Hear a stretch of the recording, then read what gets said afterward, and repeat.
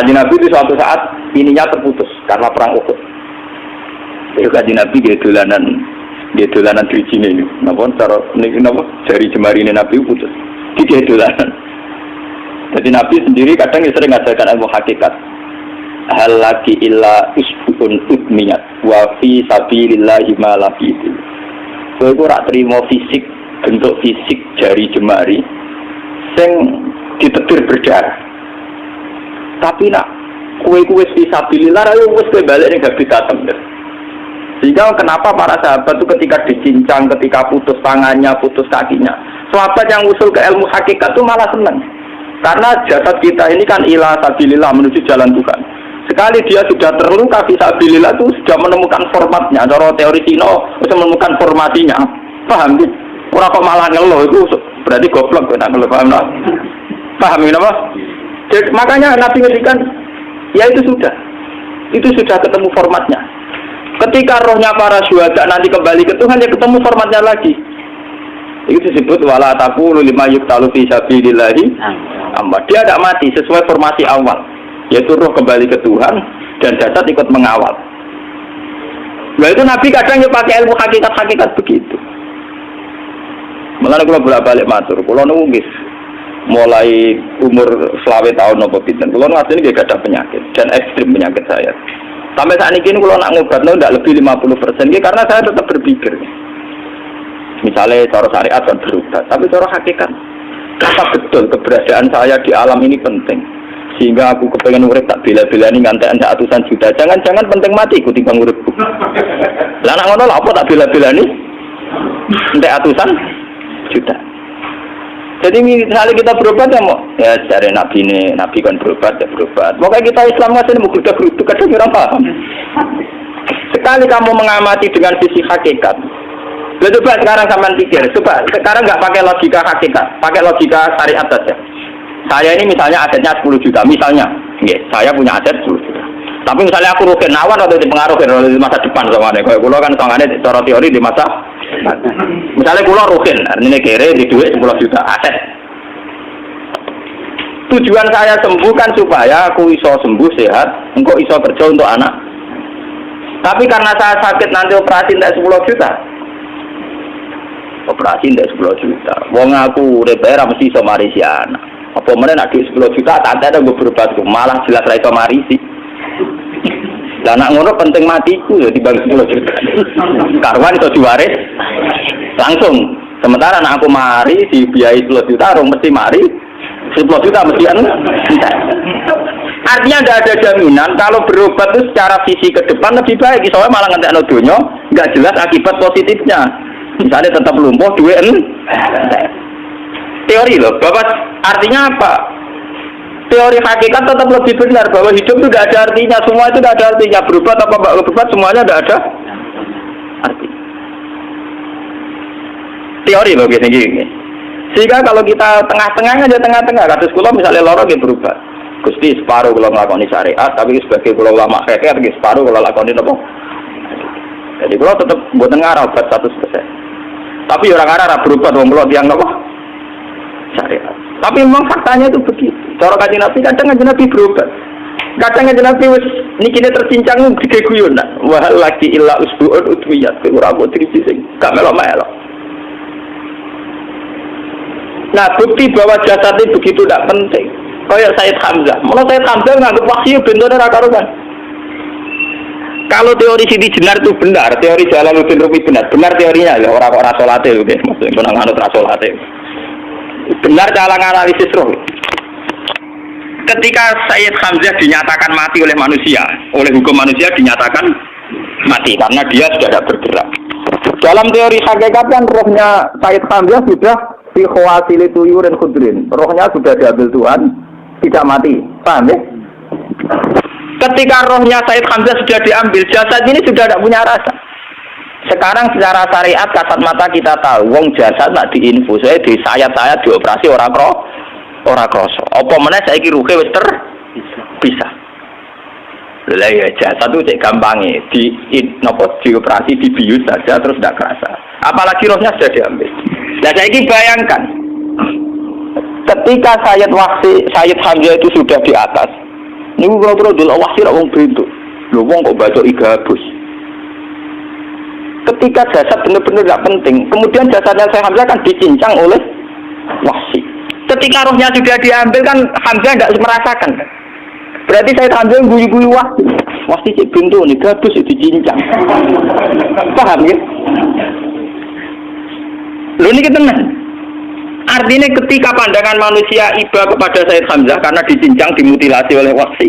Wahsi tidak mengalami Pak Sinten, Syekh Hamzah tidak mengalami apa-apa karena rohnya sudah bersama Tuhan. Dan iso wae Syekh Hamzah malah guyu-guyu wahsi. Cek goblok gabus kok dicincang. Lah nak ngono rak mirip, makanya dalam hal ini itu dalam teori roh itu sebetulnya Siti Jenar tidak sesat dalam teori roh. Tapi jangan katakan itu penemuannya Siti Jenar. Siti Jenar itu terlambat. Sebelum itu ada Husain Al-Khallas, sebelum itu ada Jalaluddin Rumi, sebelum itu juga ada sahabat, ada nabi. Cuma cara aplikasinya Siti Jenar melenceng. Jadi jangan katakan kok tak kampus-kampus. Itu pendapat Siti Jenar itu malah goblok meneng. Siti Jenar itu sanut, paham? Nggih apa? Wis sanut. Nah, teori yang sama terjadi pada Yesus Kristus. Ketika Yesus misalnya secara lahir dicincang, dimutilasi, diapakan oleh orang Yahudi, sebetulnya rohnya dia sudah bersama Tuhan, kembali ke Tuhan Bapa, nah cara Kristen. Nah cara Islam ya balik ke pangeran. Andaikan itu iya, itu ya ada masalah karena hakikatnya dia tidak dicincang, tidak dibunuh. Andaikan iya, tentu menurut Islam yang dibunuh Yudas atau siapa itu yang masuk bialah. Tapi sama sebetulnya teorinya sama. Kalaupun iya ada masalah. Oke, kalau misalnya Nabi Isa karena ada kontroversi menyangkut dia atau Yudas. Sekarang yang Zakaria dan ya Zakaria ya itu dicincang betul oleh orang Yahudi, matinya dimutilasi. Tapi dia tidak apa-apa. Karena ketika beliau dicincang, rohnya sudah diambil. Ini rumah tenan kan, bener untuk kendel mati paham kan ya. Jadi maksudnya ini kula ajari, nak mati itu tidak problem. Ini kalau urip mati loh. Nah ini bersamaan paham ya. Kaitan la ilaha illallah ini nanti semuanya sama kaitan sama apa? La ilaha illallah. Ini nanti ujungnya sama dengan la ilaha illallah. Begitu juga seterusnya. Misalnya Yahya kalian sinten? Zakaria. Ketika Tuhan ditanya, jadi tenggene alam malakut pengiran ditakok, ya Allah, Yahya dan Zakaria itu kan hamba pilihan engkau. Ketika dicincang kok jenengan biarkan. Endi Yahya Zakaria dicincang? Aku itu ra goblok dari pengiran. Sedurunge dekne dicincang jasate ruhe tak cipuk. Dadi dekne ora krasa blas. Begitu juga ning tafsir-tafsir sampean lihat wa Maryama. Sayyidah Maryam yang istrinya Fir'aun. Itu kan dia iman sama Nabi Musa Asiyah, ya Asiyah imro'ati napa? Fir'aun. Asiyah imro'ati Fir'aun, ya. Itu kan dihukum oleh Fir'aun. Ketika mau ditumpahi napa? Batu besar. Iku Allah ketika pangeran, ya malaikat maut cepat ambil rohnya sebelum dihunjami batu besar. Terus rohnya diambil. Sebab itu dalam hukum Tuhan, Tuhan itu tidak merasa bahwa Tuhan membiarkan Asiyah, membiarkan Hamzah, membiarkan Yahya, membiarkan Zakaria. Dalam hukum Tuhan semua orang ini roh-roh terhormat. Akhirnya nak anggo teori iki sing nyincang malah goblok wong gabus goblok sin. Jangan ngono dadi. Nah anggo teori iki malah berbalik, sing goblok sing nyincang. Paham? Yo jeneng koso sing sampean kiaskan saja. Wong dibius wae disayat-sayat gak kroso. Kaya apa nak ruhe bener-bener tercabut terpisah. Rasane nang ndi? Ini disebut wala taqulu lima yuqtalu fi sabilillah napa? Lah kemudian roh ini kemana? Nah, roh itu sudah menyatu dengan kalimat tauhid. Mesti roh itu bersaksi la ilaha illallah. Itu sing disebut ning alam roh ketika Allah tanya alastu bi rabbikum mesti qalu bala. Mesti mereka jawabnya apa? Bala. Karena alam roh tentu lebih mudah bersaksi akan keberhadiran dan keeksistensi Tuhan Allah Subhanahu wa taala. Paham ya, ini sama penting. Nah, ketika kalimat tauhid sudah menyatu kayak begini, itu mesti kalimat tauhid sing mesti langsung untuk swarga. Itu dimaksud Nabi mustaiqinan biha qalbu mukhlishon biha qalbu. Hati itu kolbu kan nggak bisa kamu artikan jantung atau liver kayak teori modern sekarang misalnya kolbun itu apa? Jadi kiai kolbun itu jantung. Nah ngono beda ke liver. Lah liver apa kabidun? Itu akal-akalan aja padha ora paham. Bahasa kolbun, fikrun, aklun itu sesuatu yang misteri.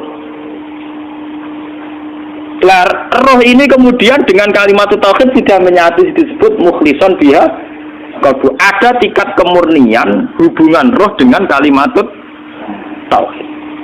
Lah kalau begitu pasti dakhalal jannah. Karena tidak mungkin kalimat tauhid kok di neraka. Lah ini ngomong masalah-masalah hakikat.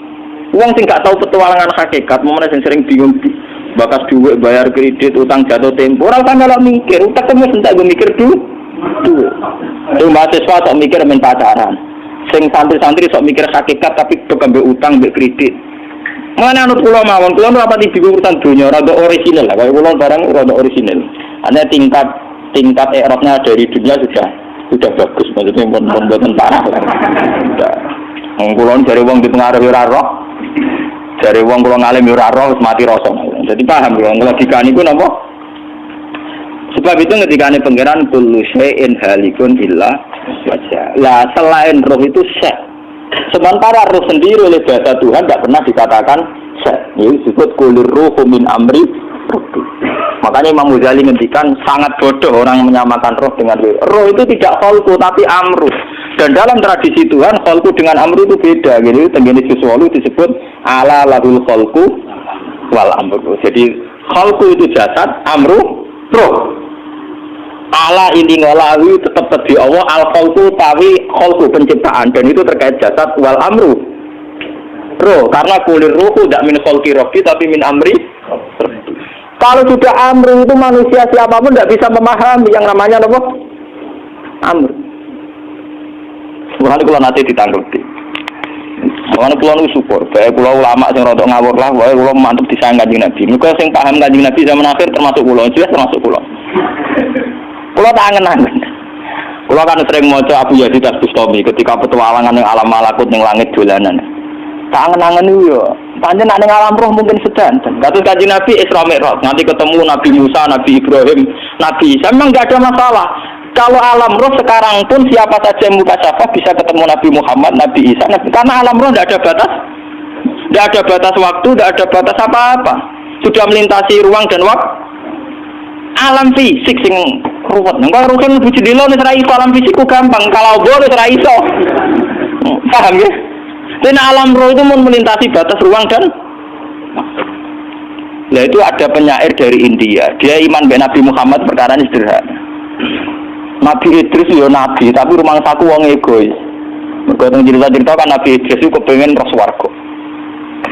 Bareng mbek pangeran didono neraka ampun-ampun dono swarga. Perjanjiane mbek pangeran iki cerita lho teng kitab-kitab kuno. Syaratnya sitok Idris kowe kudu janji gelem mulai. Wong iki dolanan wisata. Nggih Gusti. Wah, jenenge wisata nggih mulai to Gusti. Lah ya kowe ora ngayahe. Wis swarga tinggal mestine kowe sampean mati terus lebu.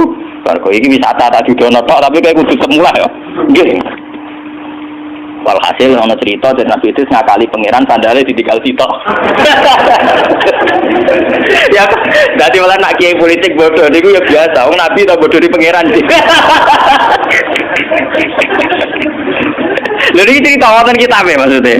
Dia tak ana sok ta ora gak ada mikir ngono, mikir dunya, ada mikir ngono barang engkek maksudnya. Walhasil akhirnya barang wis ditokno. Terus cek blengaan. Sadal kula tarik. Barang wis mlebu nang cupuk. Dicupuk digoleki ati saya curang ketemu. Wah, Nabi itu yang dhisik ning swarga. Mergo perjanjiane goleki sandal cupuke swarga apa ora ketemu. Nate direng to. Mulane Nabi nek ning swarga sinten? Nabi itu. Bisa goleki sandal.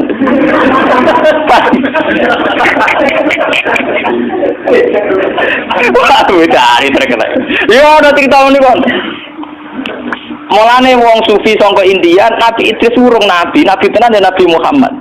Tangen-angen paling bener Nabi Muhammad. Ora krana kula umat, tangen-angen Mas.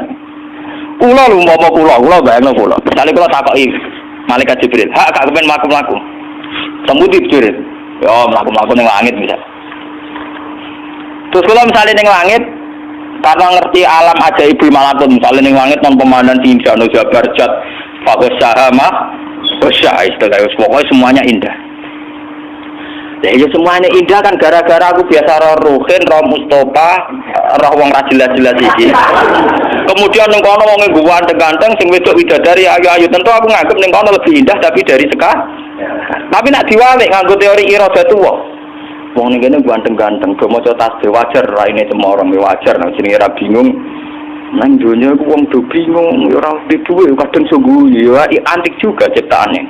Artine umpama posisiku ning gone alam langit, mlaku-mlaku ning bumi yo seneng mergo dianggap mlaku. Mulane Nabi Muhammad ketika ning alam malaku ditakoki, kowe roh ajaibi mulki, kowe roh aja. Aku roh terus, zaman ning bumi ya roh, zaman ning langit.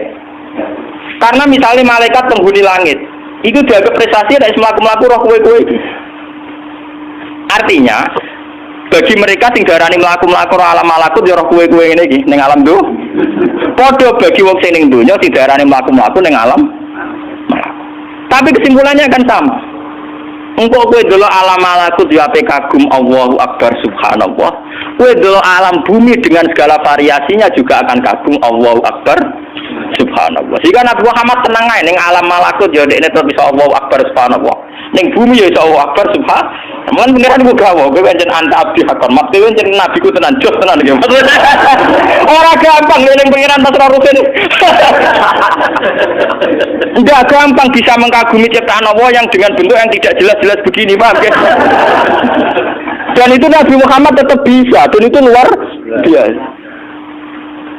Paham ya? Umumnya wong kagum ngenteni halal yang besar. Nabi Muhammad boten sama semua.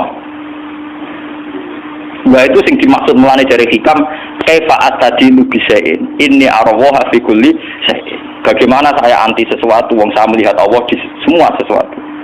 Mara'aitu syai'an illa wa ra'aitu wa qabla. Saya tidak pernah melihat sesuatu yang wujud kecuali melihat Allah dulu. Jadi misalnya aku roh Mustafa, cara sengarang hikam. Lho Allah gawe Mustafa, roh Ruhin Allah gawe Ruhin. Roh Kifuat Allah gawe Kifuat. Yang dikagumi itu Tuhan. Lah bentuk kagumannya sama. Misalnya sekarang begini.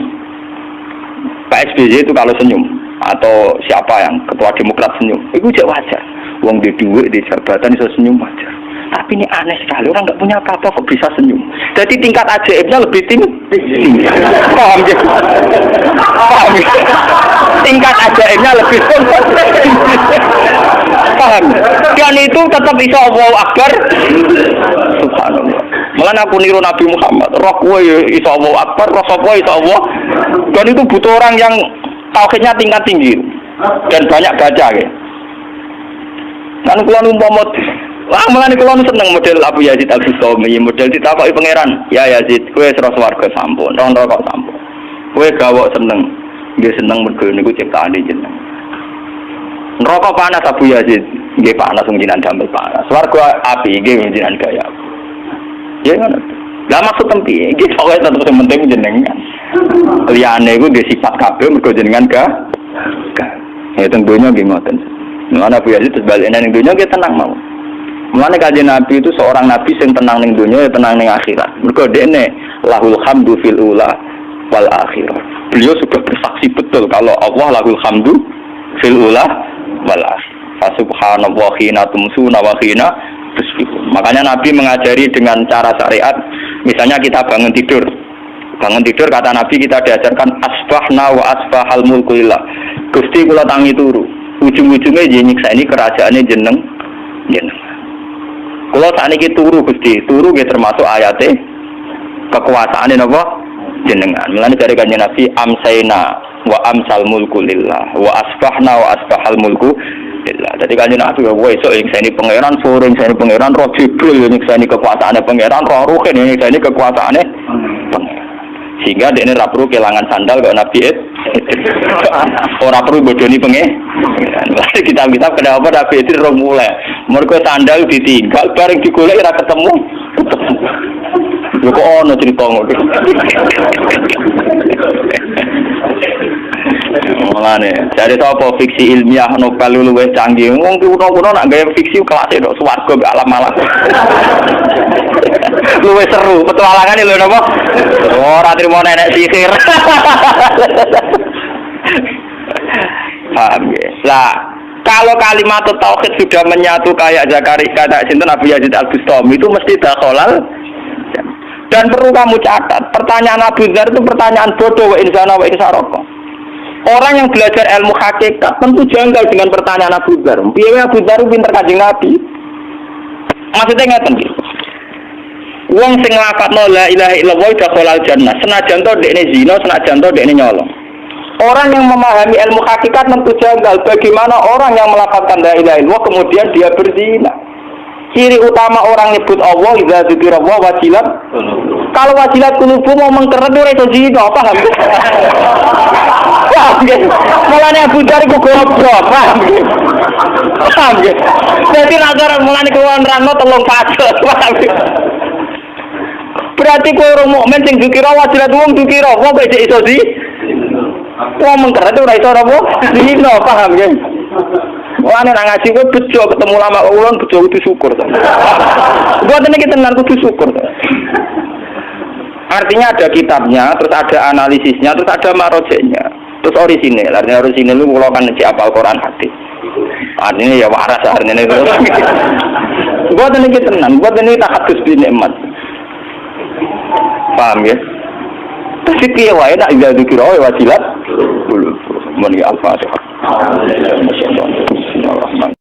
Oke pemirsa dimanapun Anda berada, terima kasih sudah menonton video ini.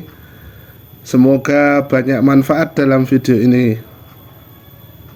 Terima kasih sudah menyempatkan waktu untuk menonton video kami. Kami admin Munir Channel mengucapkan banyak terima kasih. Assalamualaikum warahmatullahi wabarakatuh.